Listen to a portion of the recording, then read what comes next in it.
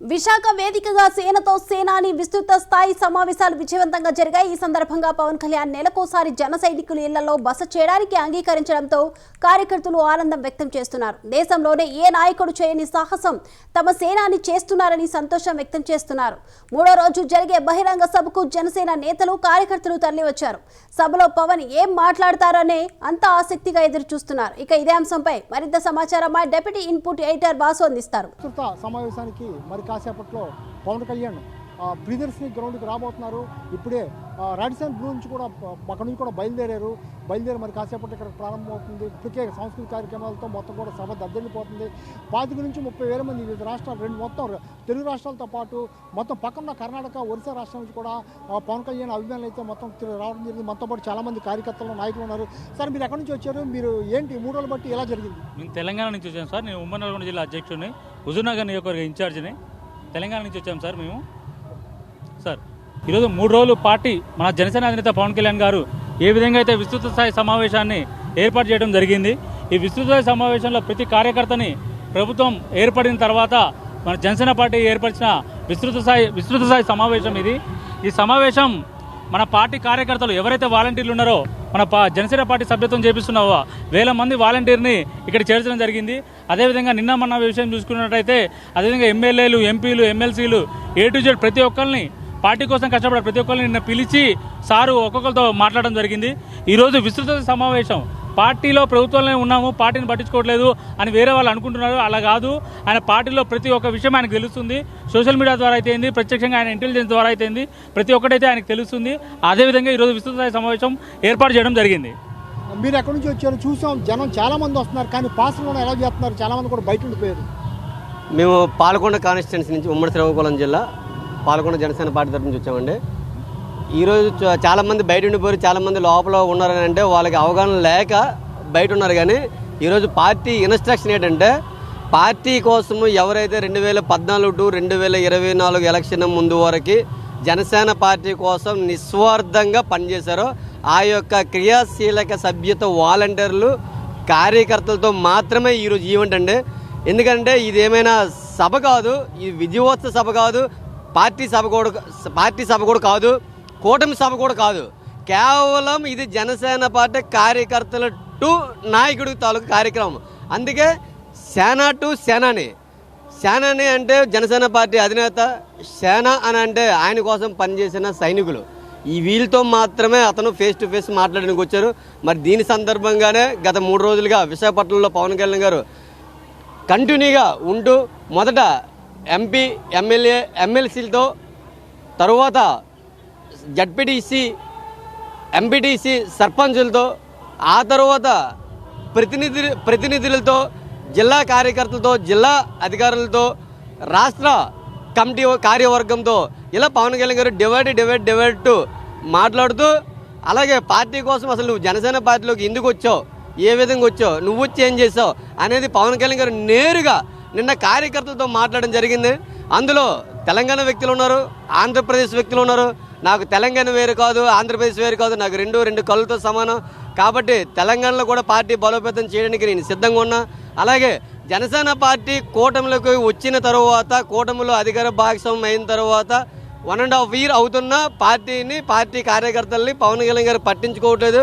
కూటమి కార్యకర్తలు, నాయకులతో మనకి సరైన సమన్వయం లేదు అనే భావంతో ఎలాగ పవన్ కళ్యాణ్ గారికి చెప్పుకోవాలని సతమతం అవుతున్న కార్యకర్తలకి ఈ 2 భాగస్వామ్యం పవన్ కళ్యాణ్ గారు చేస్తూ దీన్ని దృఢంగా బాధ్యత తీసుకొని దీన్ని నేనే టేకప్ చేస్తాను, దీన్ని నేనే సాల్వ్ చేస్తాను, ఇంకా అవసరమైతే నేనే చంద్రబాబు నాయుడు గారితో కూర్చొని మాట్లాడుతూ ఏదైతే రాష్ట్ర అభివృద్ధి కోసము సీఎంతో నేను ఎలాగైతే మాట్లాడుతున్నా, అలాగే టీడీపీ, జనసేన, భాజపా 3 పార్టీలకు కూడా సమన్వయం చేసే బాధ్యత సీఎంగా, డిప్యూటీ సీఎంగా మాదే. ఇది పూర్తి బాధ్యత. నేరుగా మీ కాన్స్టిట్యున్సీకి నేను రావడమో లేదా నా ఇంటెలిజెంట్ రావడమో ఇది పంపించి మీ తాలూకా బయోడేటా మొత్తం అంతా కూడా పూర్తి డేటా, మీ ఇద్దరి మధ్యన లోపం ఎలా ఉంది, సమన్వయం ఎలా ఉంది, కలివిడికి ఎలా ఉంది, విభేదం ఎలా ఉంది, ఇదంతా టేకప్ చేసుకుంటాం. ఎందుకంటే మిమ్మల్ని వదిలిస్తే మీరు అన్నట్టు కరెక్ట్గా ఆయన అంతగా ఇంటెలిజెన్స్ డేటా తెచ్చుకుని చేస్తున్నారు. మీరు కోనసీమ నుంచి వచ్చారు, అంత దూరం నుంచి వచ్చారు, పవన్ కళ్యాణ్ కలిసారా, మీటింగ్ కలిసారా? సారు మేము పొద్దుట వచ్చామండి. పొద్దుట 1 గంట కాడి నుంచి మేము లోన్ ఉన్నామండి సారు. మాది అమలాపురం కాన్స్టిట్యున్సీ అండి. మేము ఎంపీటీసీ అండి అమలాపురం నియోజకవర్గం. అలాగే పవన్ కళ్యాణ్ సేవా ట్రస్ట్ ద్వారా మరి పవన్ కళ్యాణ్ గారి మీద ఉన్న అభిమానంతో మేము ఎన్నో సేవా కార్యక్రమాలు చేస్తుంటాం. నిత్యం ఆయాల నుంచి ఇవాళ వరకు కూడా మేము చాలా కార్యక్రమాలు చేస్తుంటాం సార్. ఇవాళ కూటమి ప్రభుత్వంలో జనసేన కార్యకర్తలను పట్టించుకోవటం లేదు, జనసేన పార్టీని పట్టించుకోవటం లేదు, ఈయనకి పదవి వచ్చింది అని రకరకాలుగా మరి సోషల్ మీడియాలో వస్తున్నట్లకి ఈ 3 రోజులు జరిగిన విషయాలే మాకు చాలా కొండంత ధైర్యంగా ఉంది. ఇవాళ ఏ కార్యకర్తను కూడా నేను బాధ పెట్టను. అలాగే ఒక సామాన్య కార్యకర్త ఇంటికి వెళ్ళి నేను వారింటి దగ్గర ఒకరోజు బస్ వేసి వాళ్ళ కష్ట నష్టాలన్నీ కూడా తెలుసుకుని ఇవాళ కార్యకర్తకు అండగా ఉన్నారంటే ప్రపంచంలో ఏ నాయకుడు అనలేని మాట ఇవాళ పవన్ కళ్యాణ్ గారు అన్నారంటే ఇవాళ మా ఒంట్లో రక్తం చలచల పొంగుతుందండి. ఎంచేదంటే మాకు జనసేన పార్టీ ఏమవ్వలేదు, జనసేన పార్టీ మా గుండెల్లో ఉందని మేము ఎంతో ఆనందంతో ఇవాళ ఈ కార్యక్రమానికి వచ్చాం. అలాగే మరి పవన్ కళ్యాణ్ గారు అంటే ఆయన గోదట్లో దిగమంటే గోదట్లో దిగుతాం సార్. మేము ఆయన అంటే మేము ఇంకా మా శరీరం కోసేసుకుంటాం సార్. ఇంకా మీరు మీలాగా అభిమానులు చాలామంది ఉన్నారు, ఇంకా చాలామంది ఉన్నారు, మీరేమంటారు సార్? ఇది ఈరోజు పెట్టినటువంటి యొక్క సమావేశం పూర్తిగా ఇది కార్యకర్తలు, పవన్ కళ్యాణ్ గారు జనసేన పార్టీ కార్యకర్తలు క్రియాశీలక సభ్యులతోనే కనెక్టింగ్. ఇదేమో కేవలం మా పార్టీతో లేక సిద్ధాంతాలతో కూడినటువంటిది. పార్టీ కార్యకర్తగా పనిచేస్తున్న గత 10 సంవత్సరాలుగా పనిచేస్తున్న కార్యకర్తకి దిశానిర్దేశం చేస్తున్నటువంటి సమయం ఇది. ఈ 3 రోజులు విశాఖ వేదికగా యావత్ ఉభయ తెలుగు రాష్ట్రాల్లోనే జనసేన క్రియాశీలక వాలంటీర్లు, జన సైనికులకి ఈ యొక్క పార్టీని ఈ 12 సంవత్సరాలుగా పార్టీ కోసం ఈ యొక్క పల్లకి మోసి ఈరోజు 24లో పార్టీ అధికారంలోకి తీసుకొచ్చినటువంటి ప్రతి జన సైనికుడికి ఈరోజు ఒక భరోసా ఇవ్వడానికి సమావేశం పెట్టారు. ఎందుకంటే ఇంతవరకు మాకు కమిటీలు కానీ ఏవి కానీ పార్టీలో లేవు. ఎందుకు వేయలేదంటే మాలో అంటే జన సైనికులకి ఏంటంటే రాజకీయ పరిణితి అనేది తక్కువ. వారందరికీ ఇక నుండి ఖచ్చితంగా పవన్ కళ్యాణ్ గారు దిశానిర్దేశంతోనే ఒక అంటే శిక్షణ అనేది ఇస్తారని రాజకీయ శిక్షణ అనేది ఈ వేదికగా అతనేమో ఈరోజు అనౌన్స్ చేయబోతున్నారు.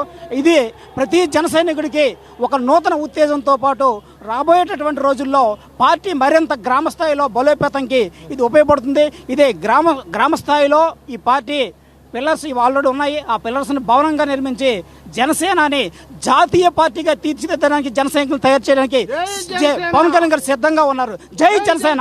ఇది వివిధ ప్రాంతాల నుంచి వచ్చారు, మనం చూడొచ్చు. ఇప్పటికే చాలా మంది కూడా చేరుకుంటున్నారు. ఇప్పుడు మరి కాసేపట్లో పవన్ కళ్యాణ్ కూడా వేదిక వద్దకు రాబోతున్నారు. మరి కాసేపట్లో పవన్ కళ్యాణ్ వచ్చాక మొత్తం కూడా మొత్తం ఆయన స్పీచ్ కోసం ఎదురు చూస్తున్నారు. మరి కొద్ది క్షణాల్లోనే పవన్ కళ్యాణ్ చేరుకునే అవకాశం ఉంది. దీంతో చాలామంది కూడా అంటే మనం ఇప్పుడు మాట్లాడటం జరిగింది, చాలామందితో మాట్లాడడం జరిగింది.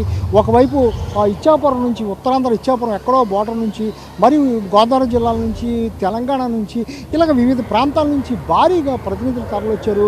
అయితే కేవలం ఈ కార్యవర్గంలో ఉన్నటువంటి వాళ్ళకి లేకపోతే కార్యకర్తలకి, క్రియాశీల కార్యకర్తలకు మాత్రమే ఈ సమావేశం ఏర్పాటు చేశారు. పాసలు కూడా ఇచ్చారు. కానీ మిగిలిన వాళ్ళకి ఎవరికి కూడా లోపలికి అనుమతించే పరిస్థితులు. కానీ బయట చాలామంది పవన్ కళ్యాణ్ అభిమానులు అయితేనే, లేకపోతే ఆయనతో కార్యకర్తలుగా ఎంతో కాలంగా ఉన్నవాళ్ళు అయితేనే అందరూ కూడా పాసులు లేక ఇబ్బంది పడే పరిస్థితి ఏర్పడుతుంది. వాళ్ళందరూ కూడా ఇబ్బంది పడి బయట కూడా చాలామంది పవన్ కళ్యాణ్ చూసేందుకైతే వెయిట్ చేసే పరిస్థితి కనిపిస్తుంది. కానీ సెలెక్టెడ్గా 3 రోజులు బట్టి జరిగినటువంటి సమావేశాల్లో కూడా 3 రోజులు బట్టి కూడా జరిగిన సమావేశాల్లో కూడా చాలామంది చాలా సంతృప్తి చెందుతున్నారు. ఎందుకంటే పవన్ కళ్యాణ్ చాలా కాలంగా వాళ్ళకి మాట్లాడటాకని దూరంగా ఉన్నాము, లేని పరిస్థితి కల్లాపోయామని అసంతృప్తి ఉన్నవాళ్ళు కూడా ఈ 3 రోజులు పవన్ కళ్యాణ్తో కలవడం బట్టి వాళ్ళందరూ కూడా ఎంతో ఆనందం వ్యక్తం చేసే పరిస్థితి కనిపిస్తుంది. కెమెరా పర్సన్ అరుణ్తో వాసు, ప్రైమ్ 9 విశాఖ.